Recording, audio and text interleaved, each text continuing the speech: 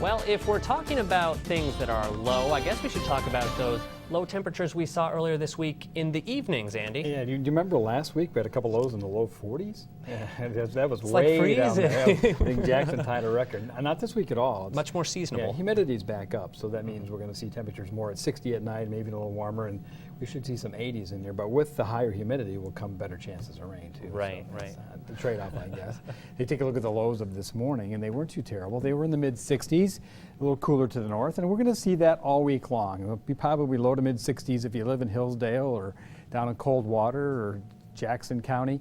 And you go further north, lows will be closer to 60 because there'll be just a little bit of difference across mid-Michigan like you see here slightly is what happened here this morning. High temperatures, well, they've climbed through the day and got to 78 in Lansing. Now remember, the rain that settled in last night and was around through the morning hours, it took a while for that to head south. It finally did get out of that area, but they had the clouds for a while, so that kept them from warming up any, and that not as warm as the northern sections. We should all be in the same air mass tomorrow, looking at a mixture of clouds and sunshine. Currently, numbers are still holding on to the 60s, and when the air's got higher humidity, it's a lot tougher for it to cool down. It takes longer to heat up too, but it doesn't cool as fast. So some folks may maybe turn the air conditioner on because of that. And the temperatures, the dew point numbers are in the 60s. This is the air temperature that the air would have to drop to for us to have 100% dew, fog, dew on the ground. So you can see sometimes you can even predict the lows for the night by looking at that. So low 60s are likely to happen tonight. And whenever they're in the 60s, you feel the humidity. The rain showers that were off to the south this evening, there's still a few dots, but I don't think none of that's reaching the ground.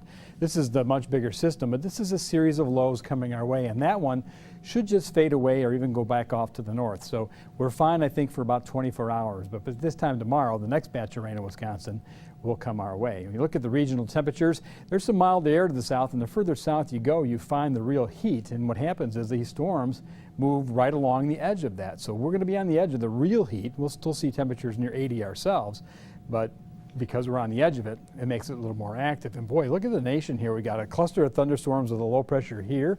We've got a cluster here, a cluster there. There's a lot of these little lows coming and going. So other than tomorrow, I think we got to put a chance of the thunderstorms, and certainly Tuesday is the wettest day. Scattered Wednesday, Thursday, and over the upcoming weekend, I'm keeping my fingers crossed Saturday's fine, but we'll end Sunday with more showers and storms. Here's how it looks as we go across the next 48 hours here in Michigan. You see the partly cloudy skies that are around here this evening. They'll stay through the overnight.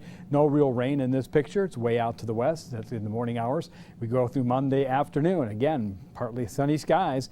Temperatures are going to have a little bit of an east breeze, but we'll still be able to reach the upper 70s. Here comes that next front. It's actually a warm front. It's going to bring in warmer temperatures, higher humidities, and get us warm by the end of the week. But that comes in on really overnight into Tuesday morning, and we have scattered showers throughout the day. And because there'll be more clouds and showers, temperatures may stay only in the mid to upper 70s. But really, the jet stream says it all. There's the heat, there's the warmth here. So all these storms come like this and go on through, one right after another. So when you see the 7-day outlook, don't be surprised if there's a lot of little squiggly lightning bolts, because that would be the case. Now overnight, going down to 60, a little warmer south, a little cooler north. A little light patchy fog is likely because the humidity is up, that's for sure. For tomorrow, a high of 78 with a mixture of clouds and sunshine. So a chance to get the lawn mowed and do all those things because the rain's back in on Tuesday and scattered about Wednesday as well. Can't count on a thunderstorm Thursday or Friday.